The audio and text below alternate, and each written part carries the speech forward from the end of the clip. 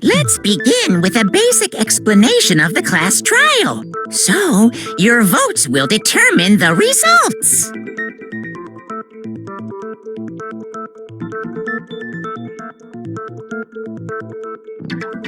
If you can figure out who done it, then only they will receive punishment. But if you pick the wrong, then I'll punish everyone besides the blackened, and the one that deceived everyone else will graduate. And the killer really is one of us, right? Of course! Okay then, everyone close your eyes. And whoever did it, raise your hand. Don't be a goddamn idiot. Why the hell would they raise their hand? Before we move on and start the trial, can I ask a question real quick? What's going on with those pictures? I'd feel awful if they got left out just because they died. Friendship penetrates even death's barrier. Friendship penetrates?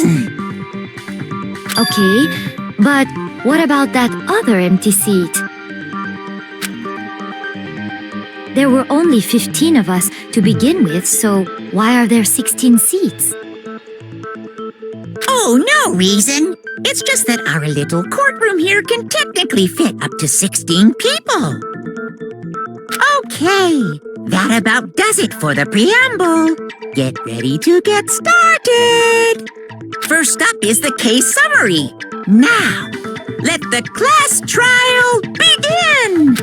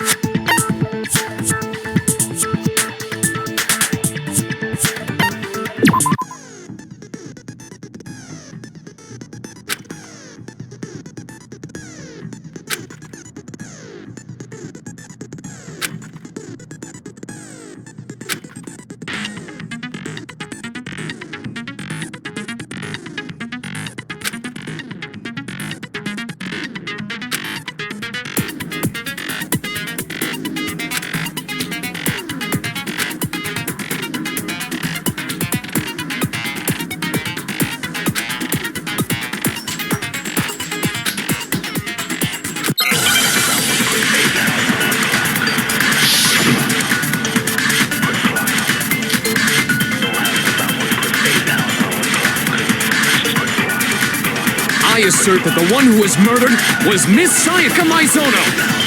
Yeah, we know that part already. And the murder took place in Makoto's room. In the bathroom. So it seems most likely that the killer must have taken her by surprise while she was in the bathroom.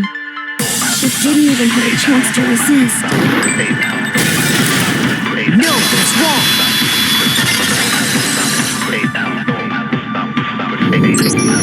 Just a second, Chihiro. Try to remember how my room looked.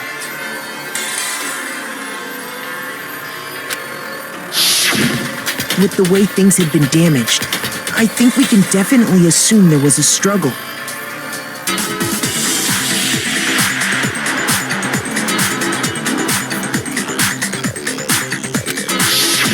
A struggle? Between who and who? Between Sayaka and the killer, of course. So you're saying Sayaka wasn't caught by surprise in the bathroom?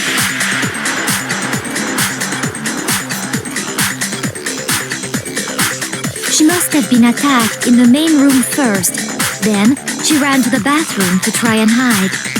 The killer followed her in, and that's where they finished the job. That much should have been obvious after taking one look at the scene. It shouldn't even need explaining.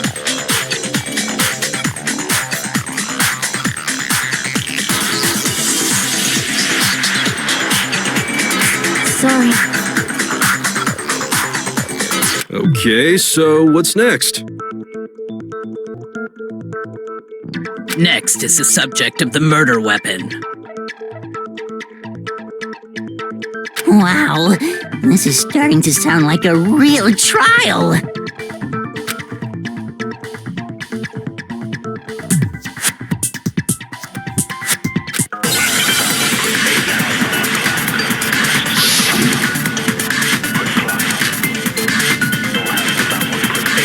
So what was used to kill her?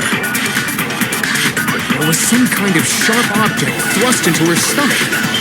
Without a doubt, that is the murder weapon. So the killer used some random knife they had on him.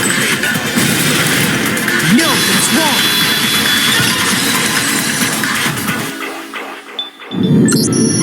No. I do think it was a knife, but not just any knife. I'm almost positive it was a kitchen knife. Huh? A kitchen knife? After the murder, we discovered that one of the knives from the kitchen was missing.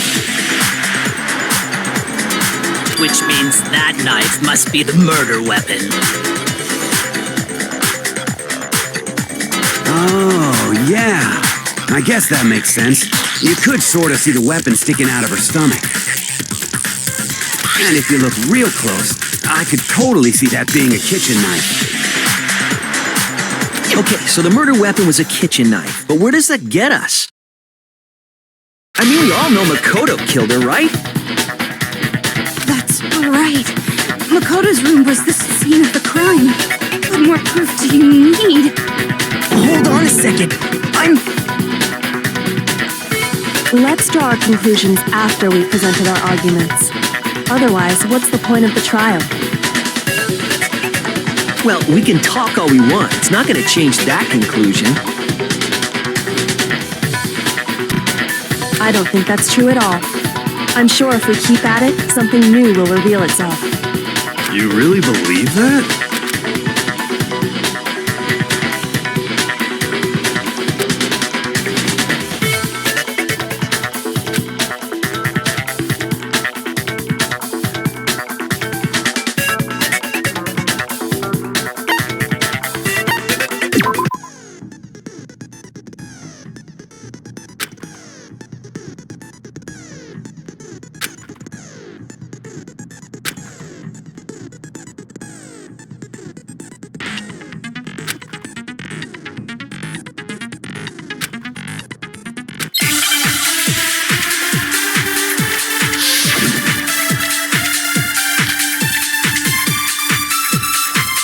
So I guess there's no question that the kitchen knife was the murder weapon. But where does that get us? Makoto must have taken it from the kitchen, right? He did it in secret. Nobody was in the... No, that's wrong.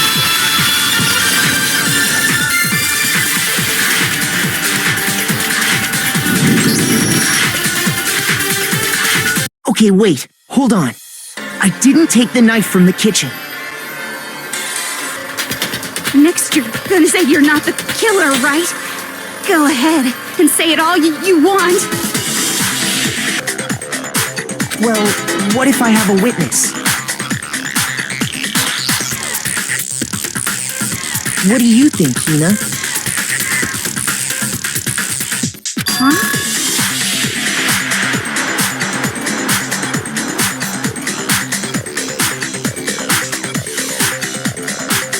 Remember what you were telling me earlier?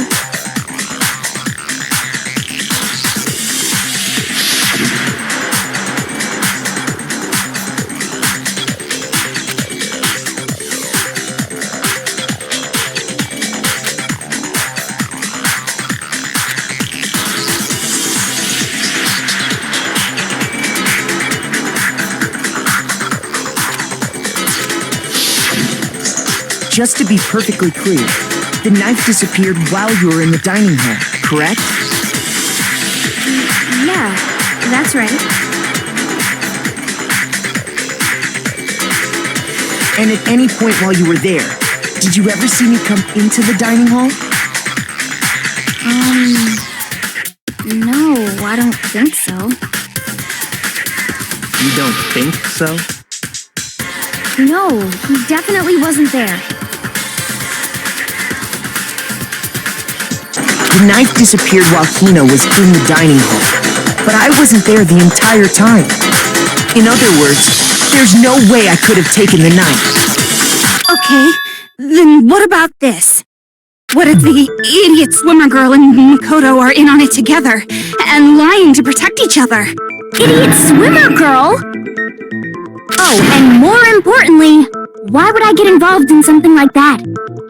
Speaking of which, I'd like to ask the bear, if there is an accomplice, do they also become blackened?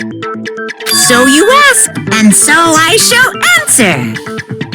Each murder is allowed to have an accomplice, but only the one who does the killing will get to graduate.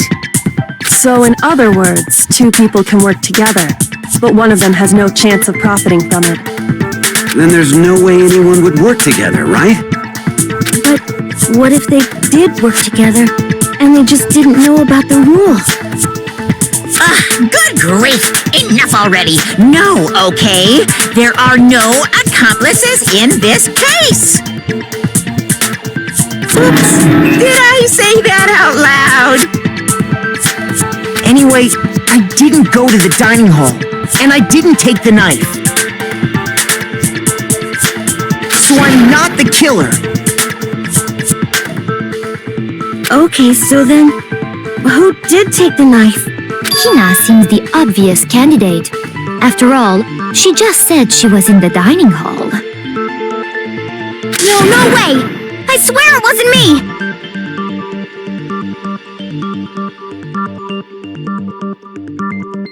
Sure, but can you or anyone else prove that? I can. That's right! Sakura was with me the entire time I was drinking my tea. I hate to have to ask, but just to be sure, Sakura's...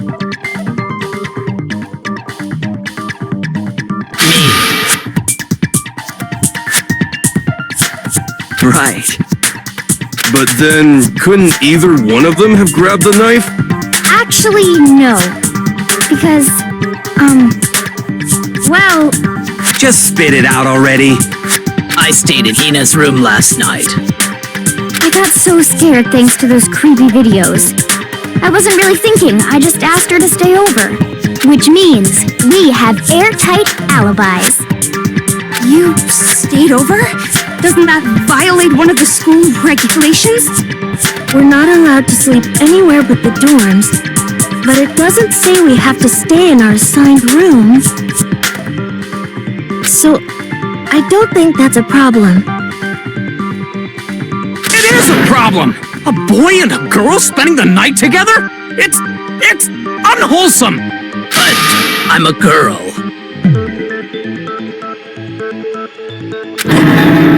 You are? Oh my gosh, I'm so sorry! But if it wasn't either of you, then what other possibility is there? Actually, there is one other possibility. Right, Hina? Oh, yeah, that's true! One other person did come to the dining hall while we were there. Why didn't you say so in the first place? Well, because... they're not here anymore. Sayaka. She's the one who came to the dining hall. And then later, she wound up dead.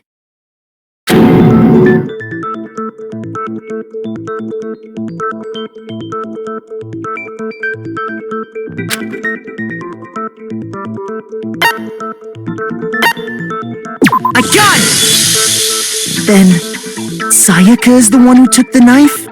That's the only possibility. And thinking back on it, she was acting kind of unusual. When she came into the dining hall, she didn't even look at us. She just went straight to the kitchen. As she left, she said she just wanted a drink of water. But most likely... The person who took the knife was the victim herself. I'm sure she just took it for self-defense. So you're saying the knife she took was then taken from her, and she was killed with it? In that case, you may not have taken the knife, but you still could have killed her. What? See? He did do it after all! No, you're wrong. So, that's how you would twist the argument and send us all off in the wrong direction? You possess a most terrifying talent.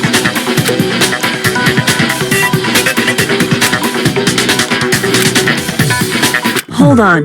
It's still too early to decide conclusively that Makoto is the killer. Because you see, if the room did belong to the killer, then they did something most bewildering.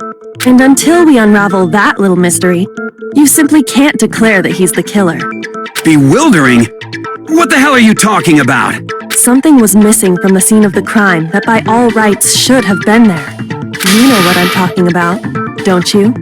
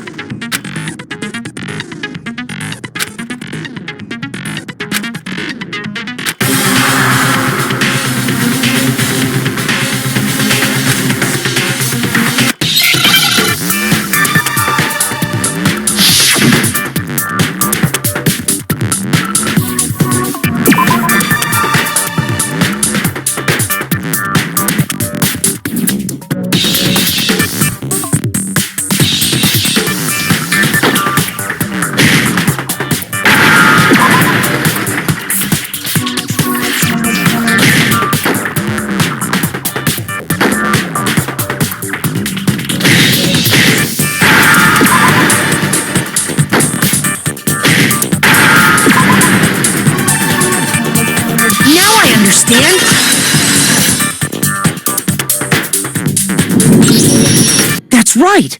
There wasn't a single hair on the floor! So, the culprit removed some evidence? Yes, and if I were the culprit, why would I need to get rid of all the hair in my own room? It wouldn't be unusual at all to find my hair at the crime scene if the crime scene is in my room. The reason all the hair was gone was to remove any trace that Sayaka had ever been there. That makes sense, does it not? No. If that were the case, they would have had to do something about the body itself, not just her hair. Yes, very true, very true. Okay, then why wasn't there any hair on the ground? The killer got rid of it all, of course, to remove any trace that they had ever been there. Then Precisely. It's simply beyond reason to believe that the room's owner and the killer are one and the same. Then Makoto isn't the culprit? Are you sure we can decide something so important based solely on the absence of some hair? No. There are other reasons that prove why Makoto couldn't have done it. I would like to hear these reasons. Do you remember anything remarkable about the bathroom at the scene? Sayaka was attacked in the main room first, then fled into the bathroom, right? Yeah, then they ran after her, got into the bathroom, and stabbed her. And how did the killer get into the bathroom? Did they have any trouble with it? What do you mean? It's fairly certain that the killer had some trouble getting into the bathroom. There was clear evidence left behind. Do you remember, Makoto?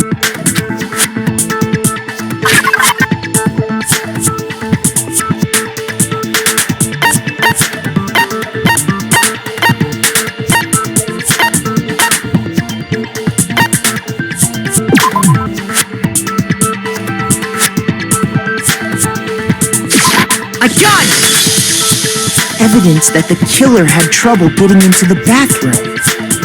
You're talking about the doorknob, right? Huh? The doorknob? What doorknob? The doorknob for my bathroom. It was completely broken. See how the top part was unscrewed? And the doorknob's about ready to fall off? Oh yeah, true. But what does it mean? In trying to bypass the lock, they ended up nearly removing the entire doorknob. This is another most bewildering act for the room's owner. It proves Makoto is beyond suspicion. So what? You're saying he wouldn't break the door in his own room?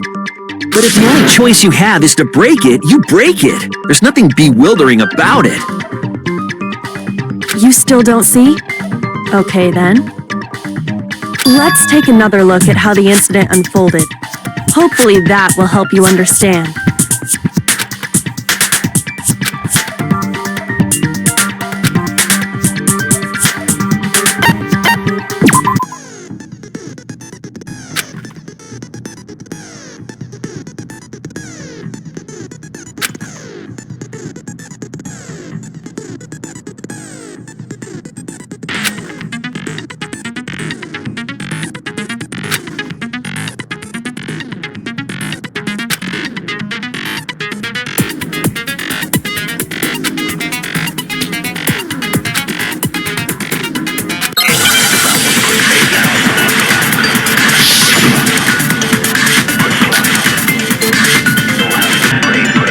The incident took place in Makoto's room.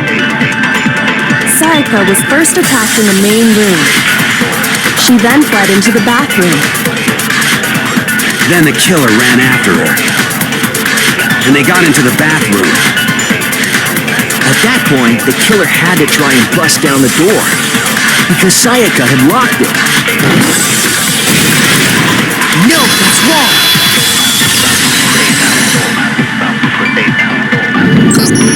The reason my bathroom didn't open wasn't because it was locked.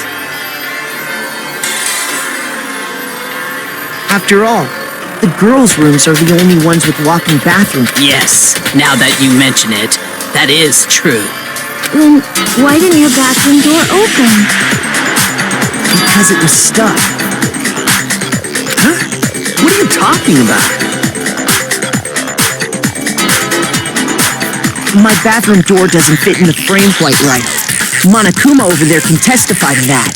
Yup, true as true can be. But you know, you're supposed to be the ultimate lucky student, right?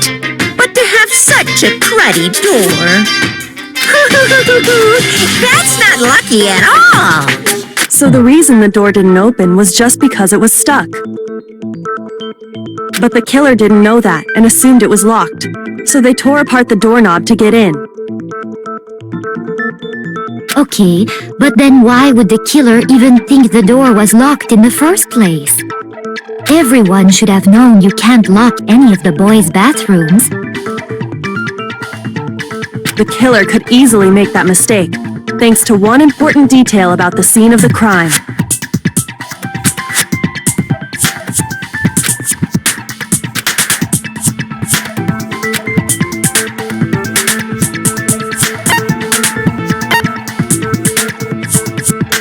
I got it! The killer must not have realized that it was my room. What? Are you saying the culprit didn't even know where he was? That's inconceivable! And yet, he's absolutely right. Say what? Well, to be more specific, what the killer didn't know was that Makoto and Sayaka had switched rooms. Which is what led to the misunderstanding about the bathroom. If Sayaka had been in her own room, then there would have been a lock on the door, and they would have had to break through! So they had no idea how unnecessary their actions were. Ultimately, we can't know if it came open by force or simply by accident. But the killer must have been considerably confused, with no idea how they actually got the door opened. Regardless, it was a pointless act. Wasting time trying to break down a door that wasn't locked is... Definitely something I wouldn't do. since I would have known exactly why it wasn't opening, right? That is a definite possibility. So the killer would have to be someone who didn't know they'd switched rooms? Then Makoto couldn't have done it. Okay, then who did do it? I'm sorry, but I give up! Quit without saving! But what happens if we can't decide on who we think did it? Well, why don't we just vote right now? Majority rules! Majority rules? You really think that's a good idea? Yeah, our necks are on the line here. Someone seriously needs to do something. For serious. Does no one have any other thoughts or questions? It does not matter how trivial they may seem. Oh, as a matter of fact, I do have one question. Oh, you... You don't gotta sound so disappointed. It's fine, it's fine. Just ask your question. Oh yeah. Okay, so, well, I was just wondering, how did the culprit get into Makoto's room in the first place? Yes. How did the killer get inside? Maybe Sayaka just dropped the key somewhere and the culprit picked it up. That's possible, right? I don't think so. That seems way too convenient. Then, maybe someone picked the lock?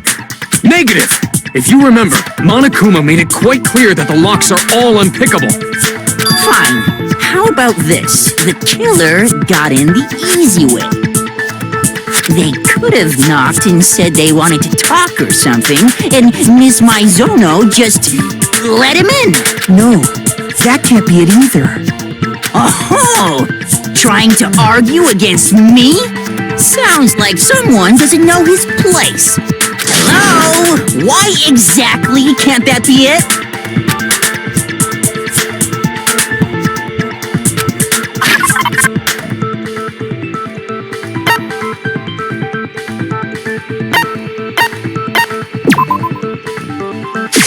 I got it! Because Sayaka was already scared, remember?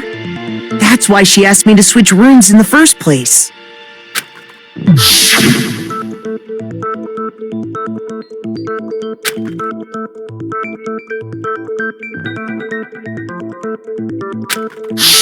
Knowing what she'd been through, I just can't believe she would have opened the door for anyone. What if her being scared was a lie? Huh? What the hell is that supposed to mean? Why would she lie about something like that? I know you don't want to consider it, but look at this and tell me. Can you still deny the possibility?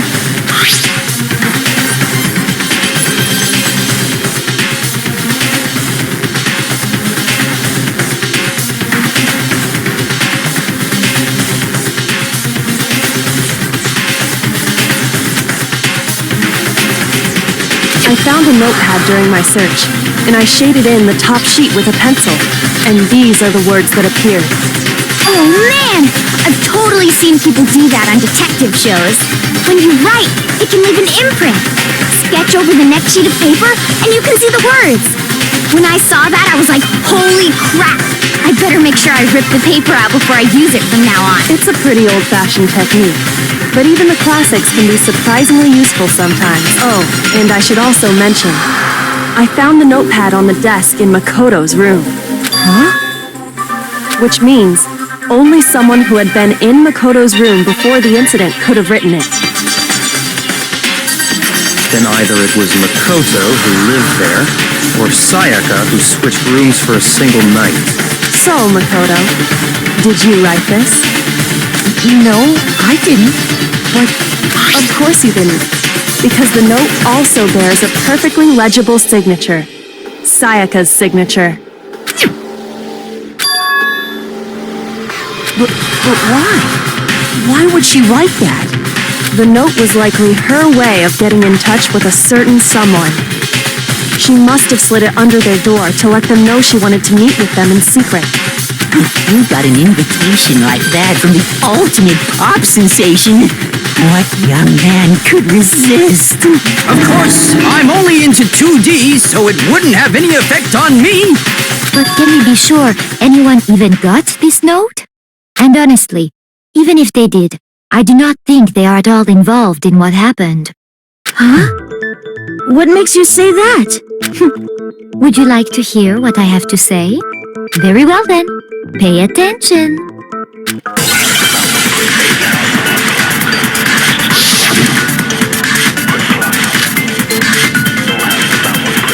Sayaka and Makoto switched rooms, correct? But in the note, the place they were asked to come to, it specifically says, my room. I see. So if someone read that note, then they would have gone to Sayaka's room. Exactly. The room that Makoto was staying in. So in other words, even if someone did read the note and did what it said, they would not have any connection to what happened. It certainly would seem that way.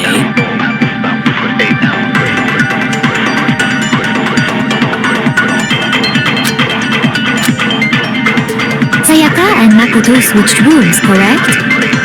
But in the note, the place they were asked to come to, it specifically says, my room. I see. So if someone read that note, then they would have gone to Sayaka's room. Exactly. The room that Makoto was staying in. No, it's wrong.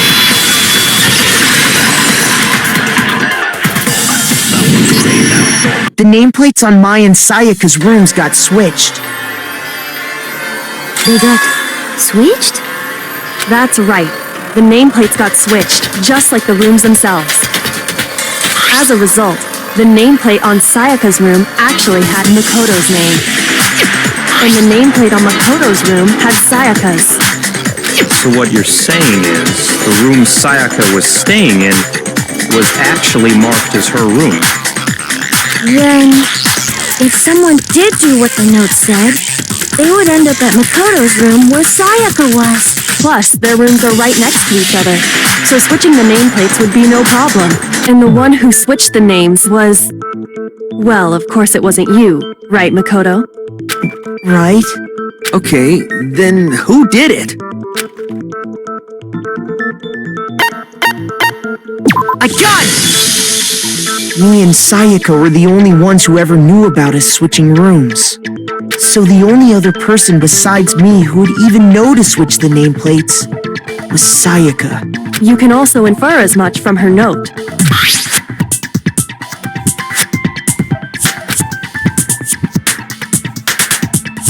She specifically tells the reader to check the nameplate. She would only have written that if she knew the nameplates had been switched. But why would she switch them in the first place? She wanted someone to come to the room she was in, and also hide the fact that it was Makoto's room. What? Inviting someone to your room, but not telling them you'd switched rooms. Why would anyone do that? To understand that, we first need to understand what happened after she invited the person into the room. That's where the answer lies. What happened then was probably whoever she invited over came in and attacked her. We figured it out! We know who did it! Whoever she invited over is the culprit! But we still don't know who it is, you goddamn idiot! Sayaka fought with her killer there in the room, yes? Perhaps the answer to our previous question lies in that initial struggle. Yes, I think you're right. Then... we just have to figure out what happened during the fight, right? That reminds me. There was a replica sword at the murder scene. Was that perhaps used during the fight? Oh yeah. What's the deal with that sword? Sayaka suggested I should hold on to it. I thought it might come in handy if I had to defend myself. It seems pretty likely that the killer used it to break Sayaka's right wrist. How the hell could you possibly know that's what broke her wrist?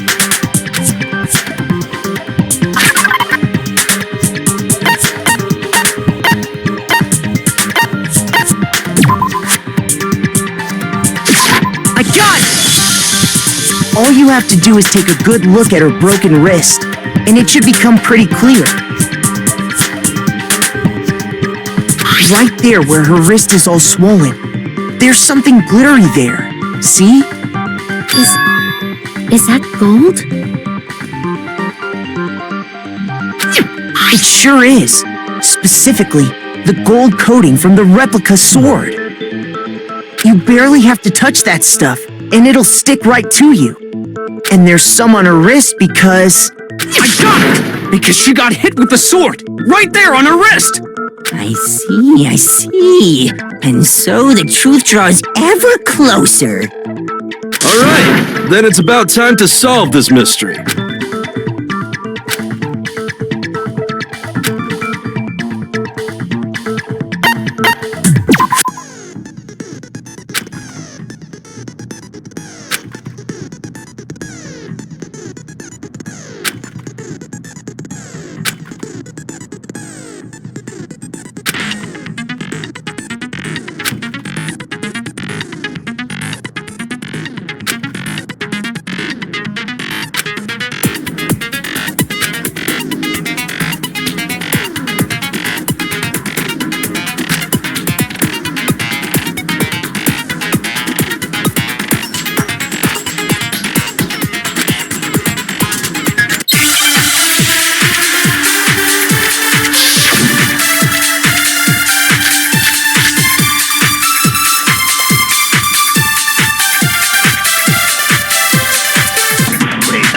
The fighting broke out.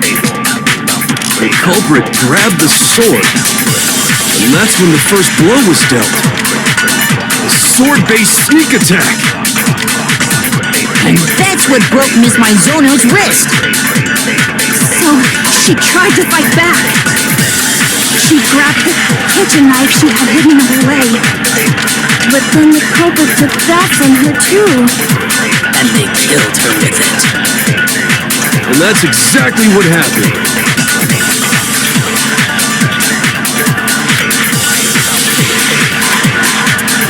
When the fighting broke out, the culprit grabbed the sword, and that's when the first blow was dealt.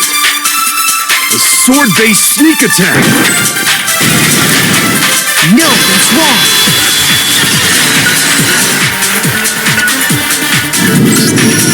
Actually, no. I don't think the fight started with the sword. Why not? Because the sword sheath had been scratched. See? There's a gash in it. Like someone cut into it with something sharp. Something sharp? You mean like the kitchen knife? That was the only sharp thing found at the scene.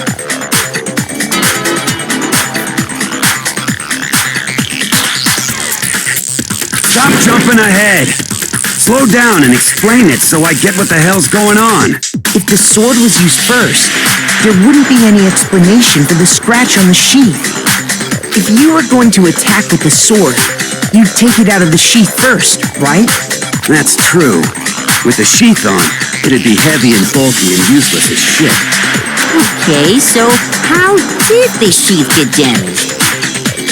If they got attacked with the kitchen knife, maybe they grabbed the sword as a defensive impulse. In that situation, there wouldn't be any time to actually unsheath the sword. So you're saying the sword was initially used to defend against an attack from the knife? Which means whoever had the kitchen knife was the one who attacked first. I think I get it! So here's how it all played out. The culprit came in, found the kitchen knife hidden there somewhere. Then they took the knife and attacked Sayaka before she knew what was happening. So she grabbed the sword to defend herself, but then the culprit took that from her too. Then, after they broke her wrist with the sword, they took the knife and finished it. Sorry, but I don't think Sayaka used the sword to defend herself. What? How the hell can you not think that? Because she never held the sword at all. There's a certain part of her body that makes this clear. I got it! You're talking about her palms, right? The palms of her hands were perfectly clean, so I don't think she ever picked up the sword. How can you know that just by looking at her palms? Like I said before, the gold coating on that sword comes right off.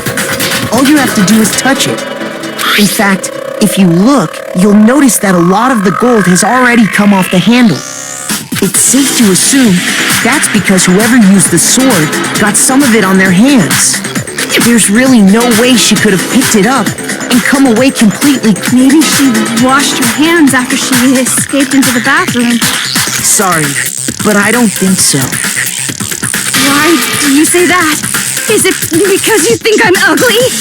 No, that's not it at all.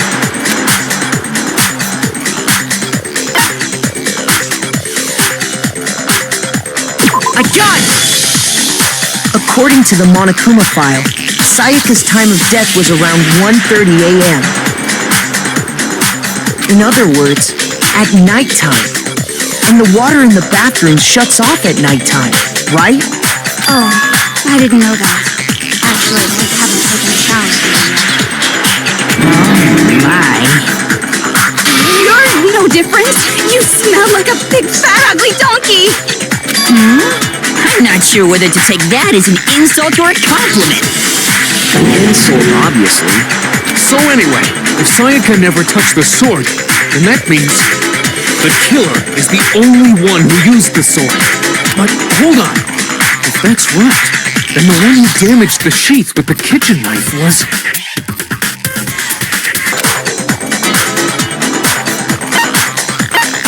I got it! Sayaka? She had the kitchen knife? But we already said that the attack started with... The person with the knife attacked first, and the sword was used as an impromptu defense. Then the one who attacked first was... Sayaka? Now do you understand? She wasn't a blameless victim in this.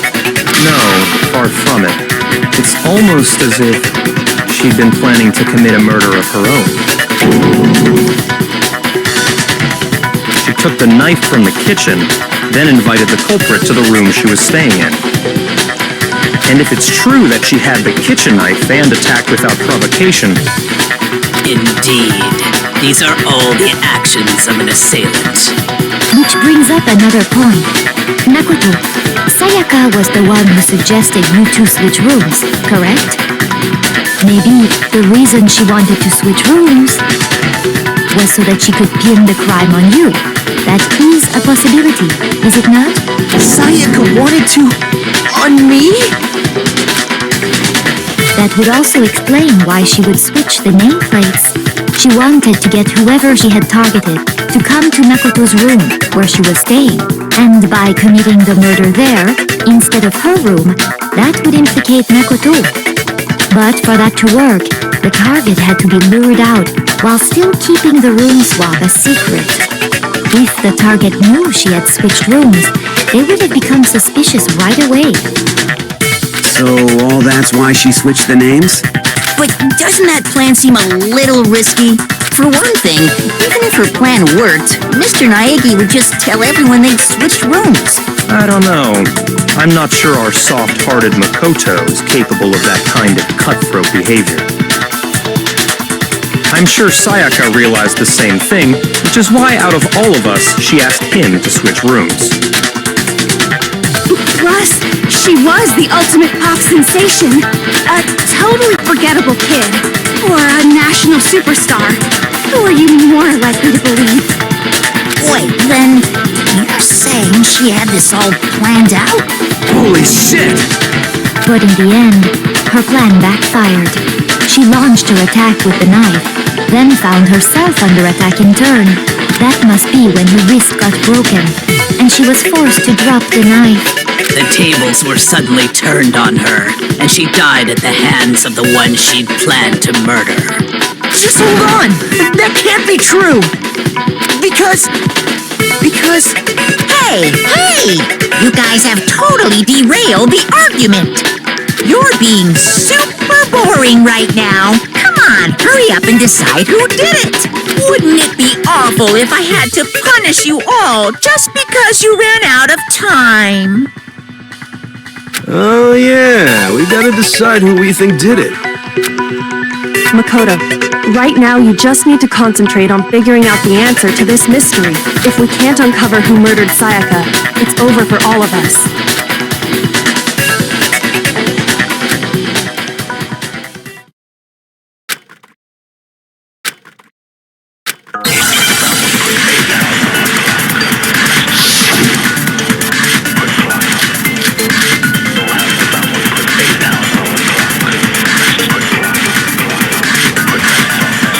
It's easy just to say, hey, decide who did it.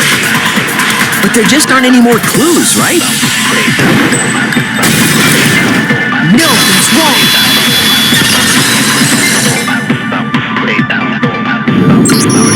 There still might be one clue left. Sayaka's dying message. Dining? Wait, what did you say? The dying message. She wrote something on the wall behind her, remember? 11037, written in her own blood. There must be a clue about the killer hidden in there. Well, before we get too far into that, I need to ask, can we really be sure that Sayaka is the one who wrote it?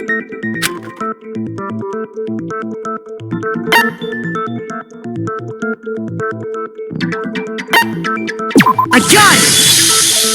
Her left index finger had blood on it. That could only be because she used that finger to write the message.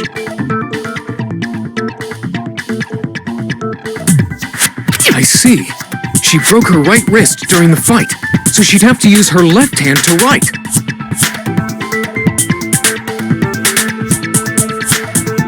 Sure, I think we can all agree Sayaka wrote it. But still, what the heck do those numbers mean? Hey, Chihiro. You're a computer nerd or whatever, right? You should know all about numbers and shit. No, that's not... Yes, I'm a programmer, but I don't see any kind of meaning in these numbers. Of course. It's because they're not numbers. Oh, yeah, it looks like...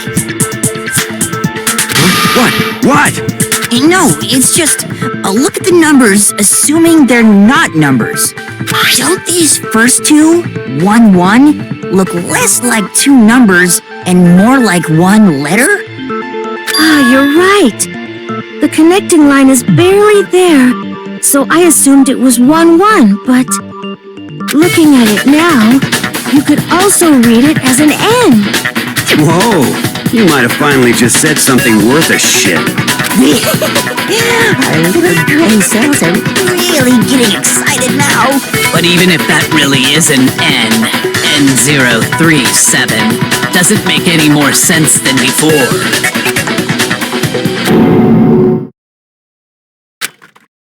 Rotate the image 180 degrees.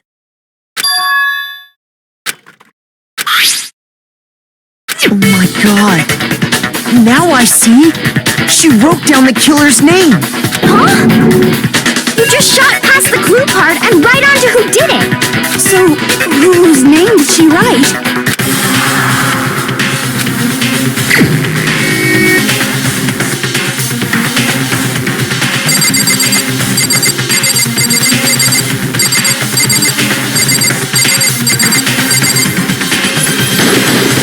Here's my answer. The key to solving this mystery was simply to rotate the writing 180 degrees. If you turn the message around, it becomes the letters L-E-O-N. L-E-O-N, or more accurately, Leon.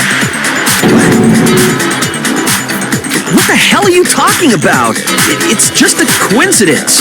It's just a bunch of random squiggles that happen to look like my name. No, it's not random at all. She wrote that message on the wall behind her as she was leaning up against it. In that position, she couldn't move to write normally, and had to write upside down, as it were. And as a result, when you look at it standing in front of her, it ends up getting flipped. Try it for yourself if you want. Write something sitting like her, and the letters will be inverted.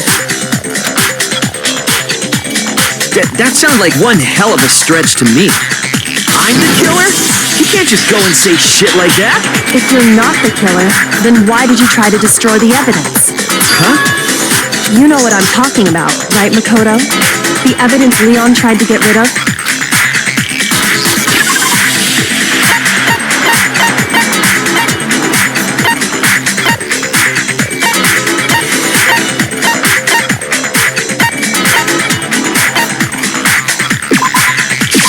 I got it! You mean the burnt shirt piece I found laying on the ground by the incinerator, right? As the killer stabbed Sayaka, they must have gotten some of her blood on them.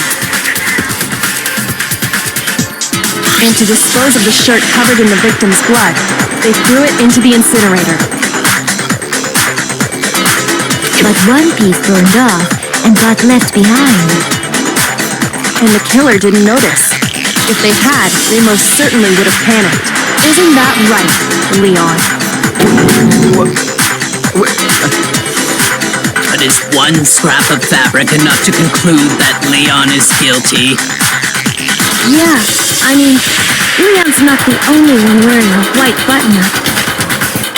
That's right. There are plenty of other people here with shirts like mine.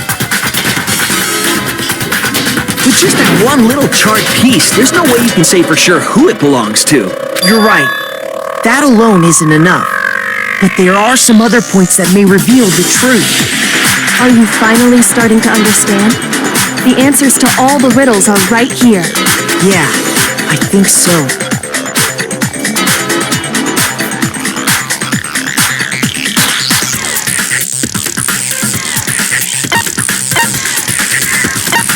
I got it! If you look closely at how the shirt was disposed of, we should be able to figure out who the killer is. Oh yeah, that's a good point. I think I know what you're gonna say. You can't reach the incinerator without opening the gate in front of the trash room, right? And obviously, you wouldn't be able to hit the switch to turn it on either. You need the key to get in, and the one with the key was the person on cleaning duty. So the killer had to be whoever was in charge of taking care of the trash, right? Interesting.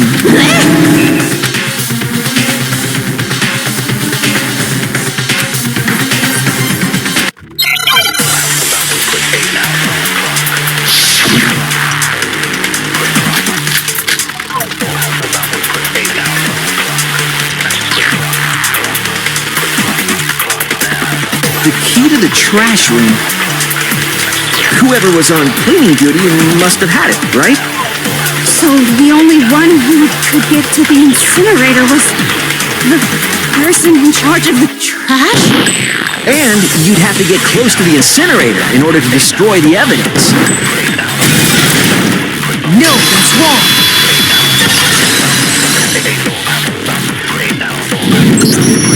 Hold on. I think I know how someone could dispose of the evidence without using the trash room key. But if you can't get past the gate, you couldn't possibly turn on the incinerator, could you? Yes, you could.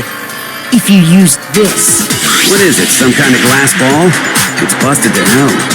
Actually, it was supposed to be a crystal ball, but, But how would you use it?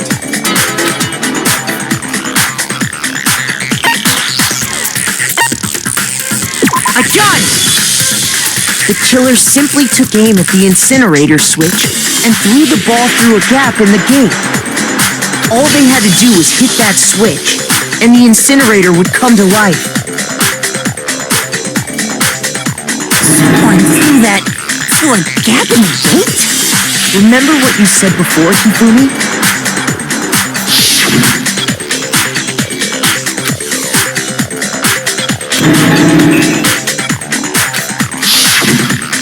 Hifumi had the key, so the only way the incinerator could have been turned on without his knowledge was because the killer was able to hit the switch without opening the gate.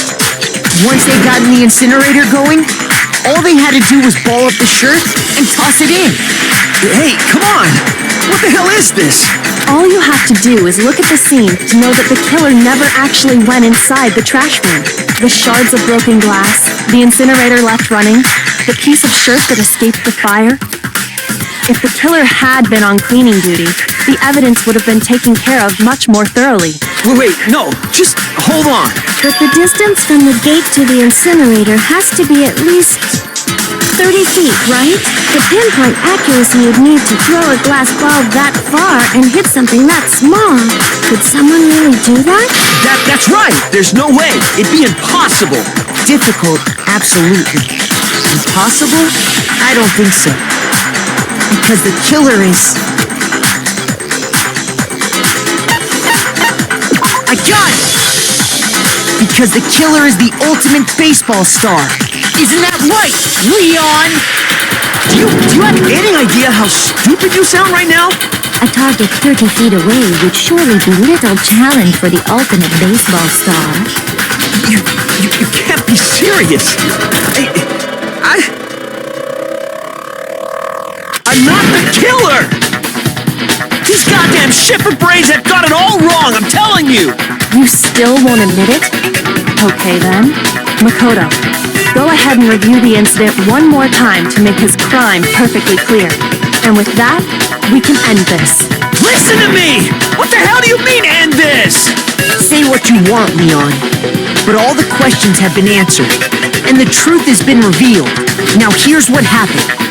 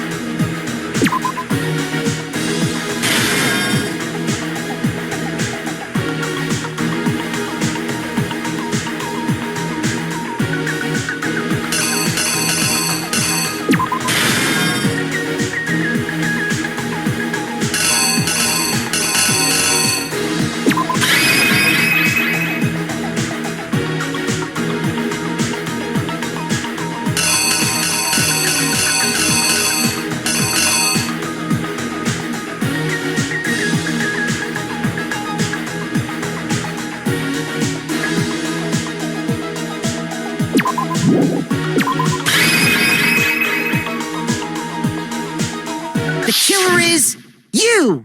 I think I'd better take one more look back at the case from the beginning.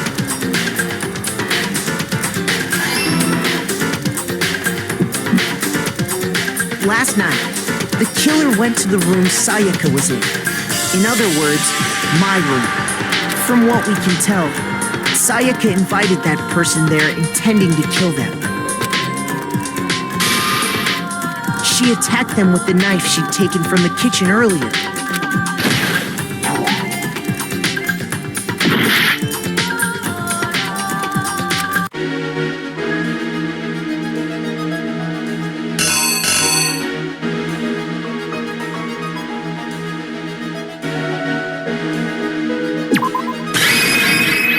Here's exactly what happened.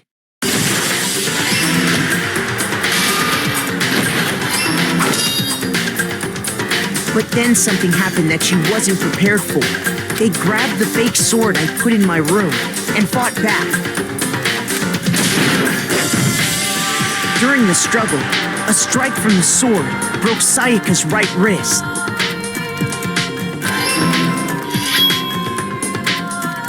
And that's when she lost her grip on the kitchen knife.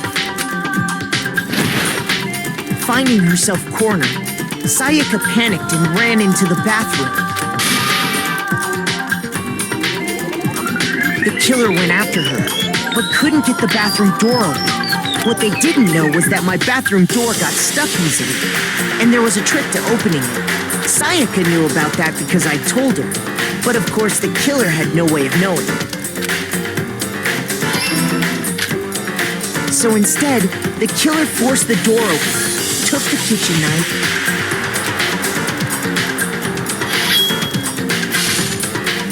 and stabbed Sayaka.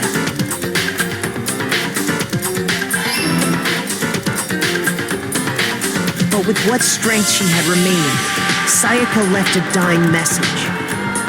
To keep the killer from noticing, she wrote it on the wall behind her.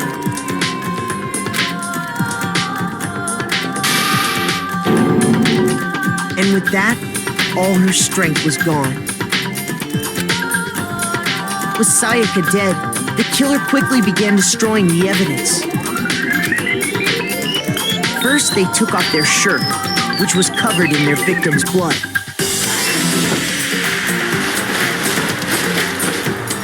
Then they took a lint roller in my room and cleaned up the entire area.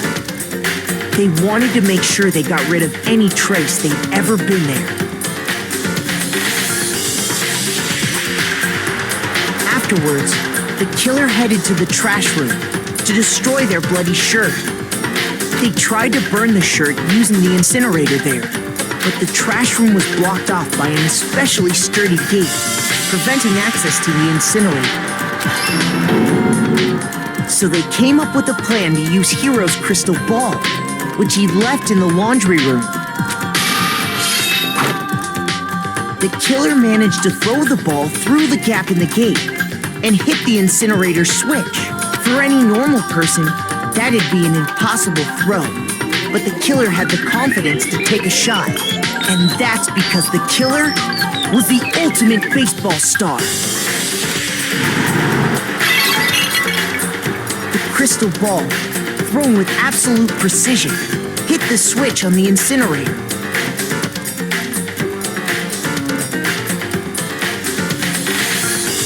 Which then quickly roared to life.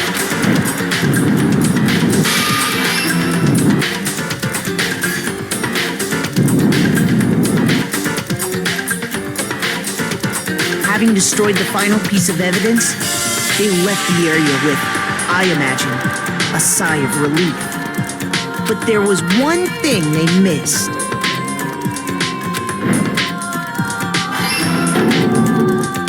Part of the shirt they'd thrown into the fire burnt away and fell out of the incinerator.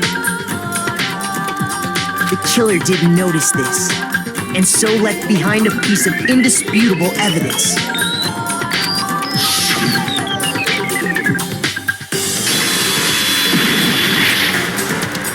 Isn't that right, Leon? It would appear that Hiro simply forgot his crystal ball in the laundry room. You went there to try and wash the blood out of your shirt, and that's where you saw it, right? Seeing the ball, you thought of a way to take care of everything. So, Leon, do you object to anything that's been said? Do I object? Hell yes, I object! Of course I do! I object! I object! I object! I mean, all of this is just a bunch of stupid theories! You need evidence! Where's the evidence? Without evidence, it's all bullshit! It's bullshit and I refuse to acknowledge it! Well then, I guess this is as good a time as any to present the evidence that proves you did it. Makoto, I believe you're in possession of that evidence.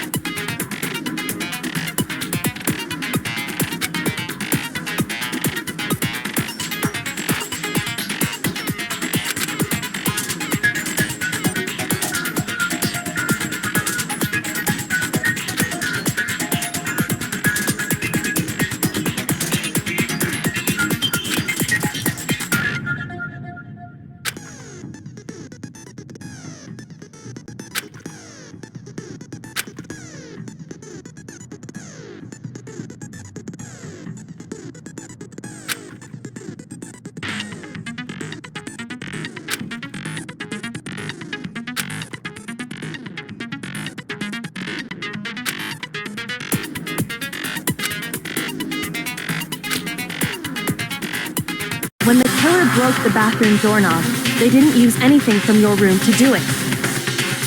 So what did the killer use? I refuse to acknowledge you! You're stupid! Stupid, stupid, stupid! Stupid, stupid, stupid, stupid, stupid, stupid, stupid!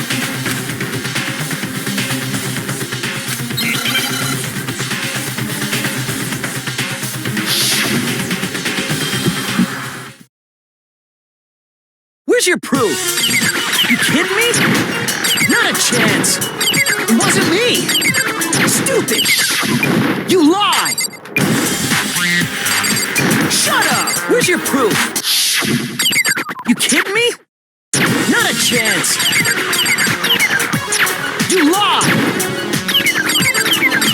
Where's your proof? You kidding me? Not a chance! It wasn't me! Stupid! You lie! Shut up! Where's your proof? You kidding me? Not a chance! You lie! Shut up! Stupid! Where's your proof? You kidding me? Not a chance! It wasn't me! Stupid! You lie! Shut up! Where's your proof? Where's your proof?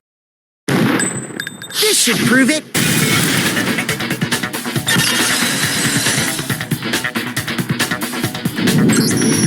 The screws on the bathroom doorknob were removed.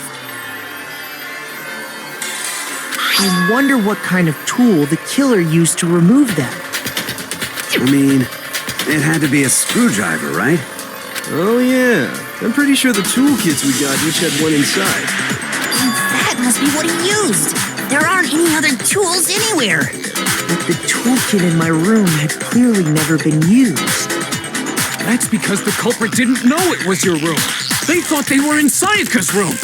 Only the boys got toolkits, so the killer naturally assumed there wouldn't be one in there. Okay, then whose toolkit did the killer use? Stupid, stupid, stupid! It had to be their very own toolkit. Stupid, stupid, stupid, stupid, stupid! Leon, would you mind showing us your toolkit? If I'm right about this, then the screwdriver will show some evidence of being used. Stupid!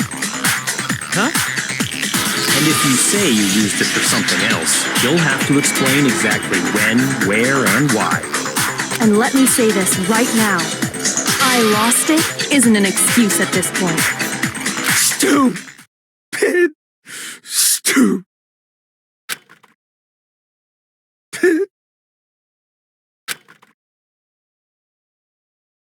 So, you have no rebuttal? Then it would seem we are finished here.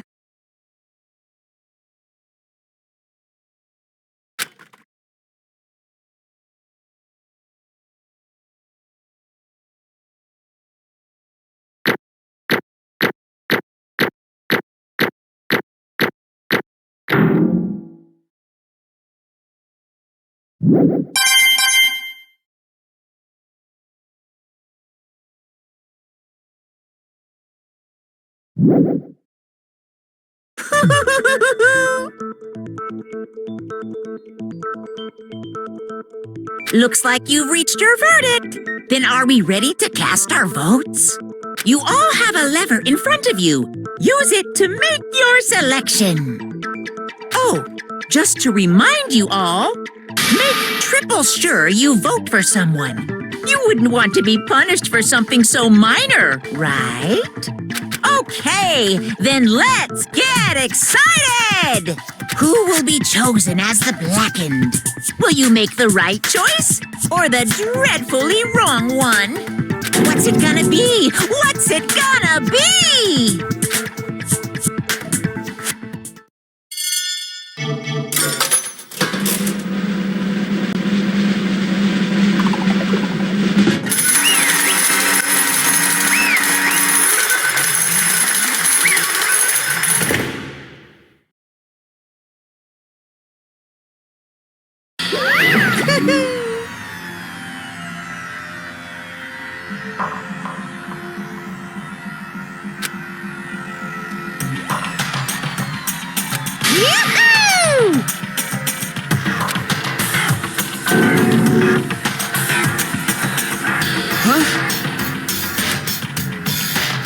Hey, hold on.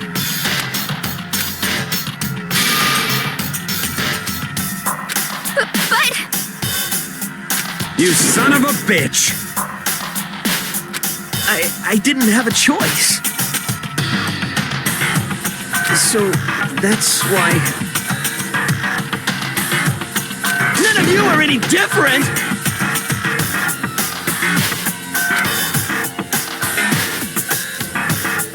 I was just...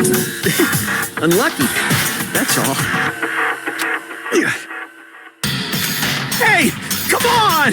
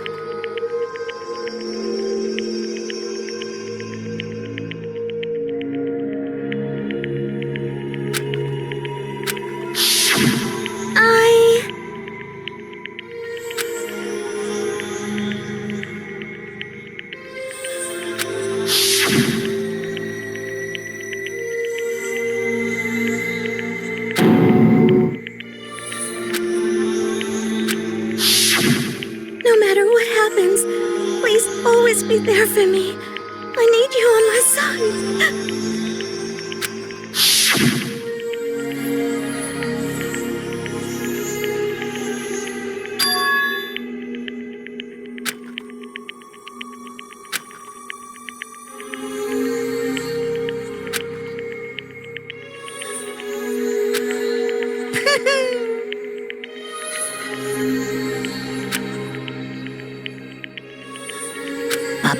Ba-bum.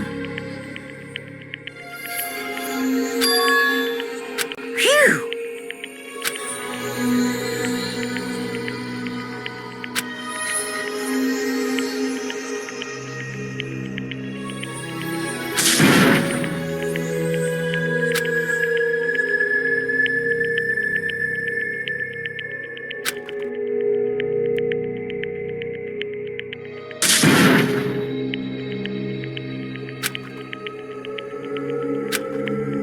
That's enough.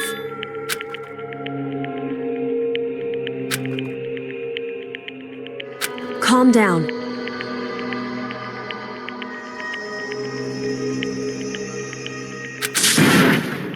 Ba-bum. Ba-bum.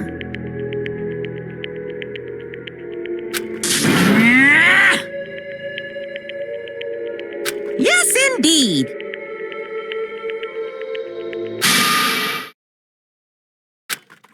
Punishment? You mean execution?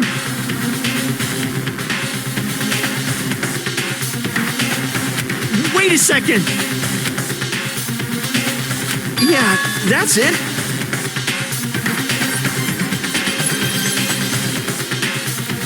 Is that okay?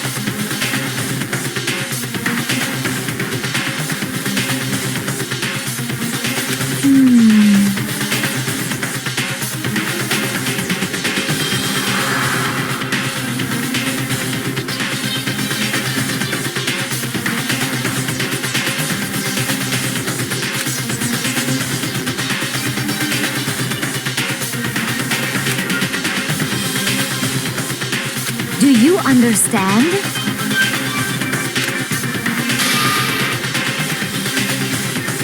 So that's why.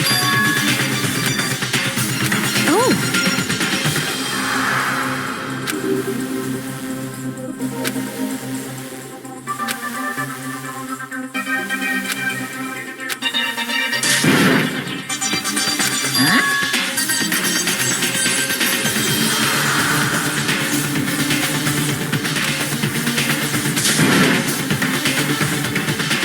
Unbelievable. Hey,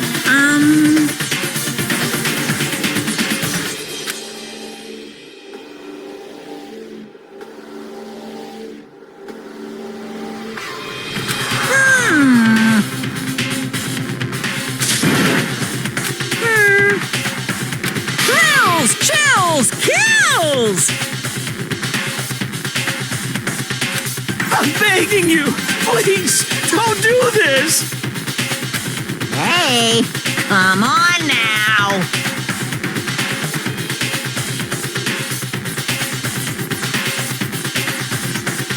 Stop! Please! Now then, I've prepared a very special punishment. No, no, no, no, no, no! Let's give it everything we've got. It's punishment time! No!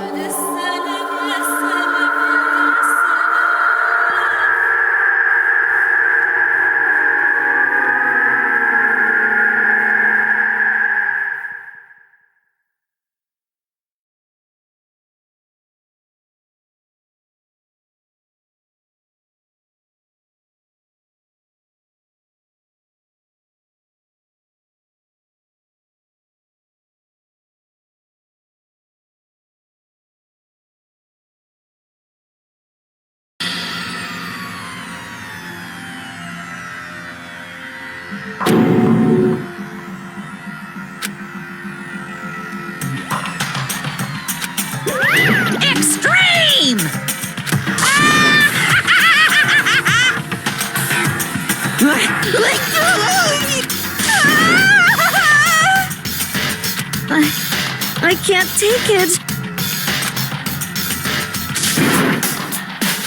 Well?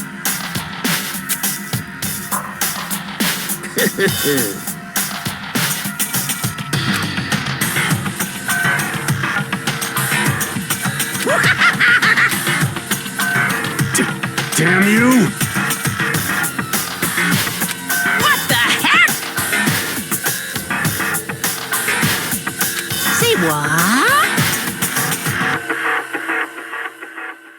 Well,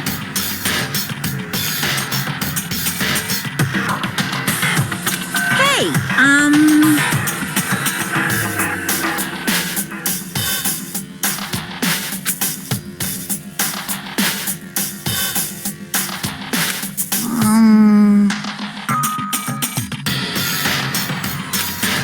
Shit.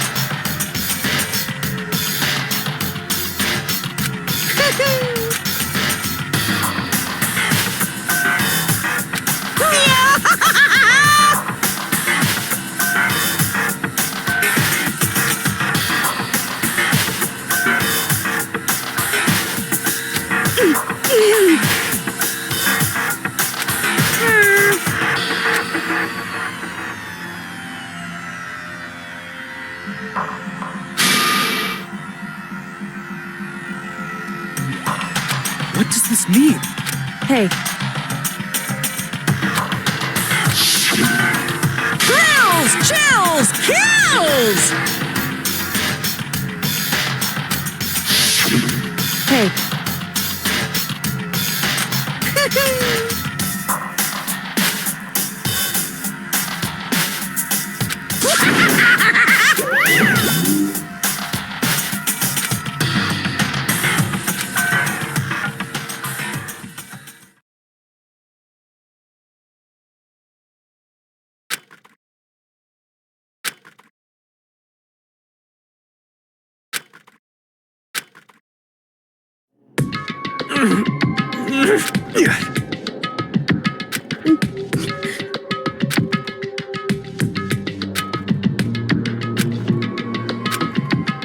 just a second. Makoto.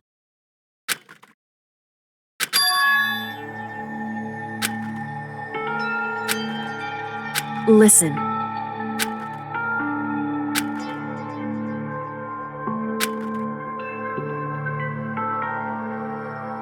It's true.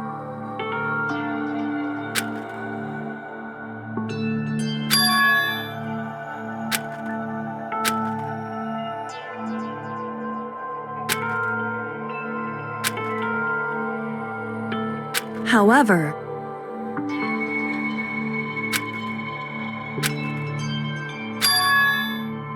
so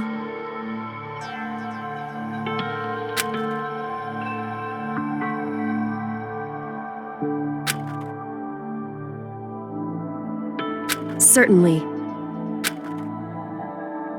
Anyway,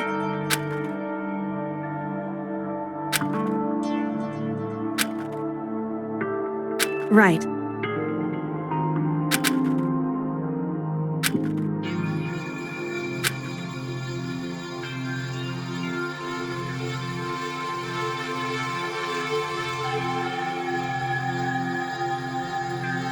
Correct.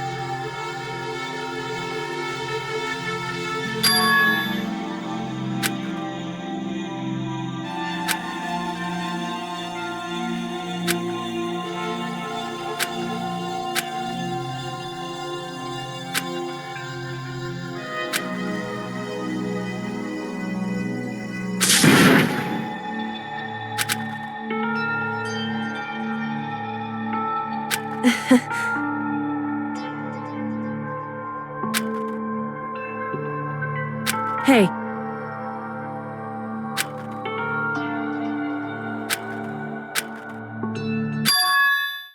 What?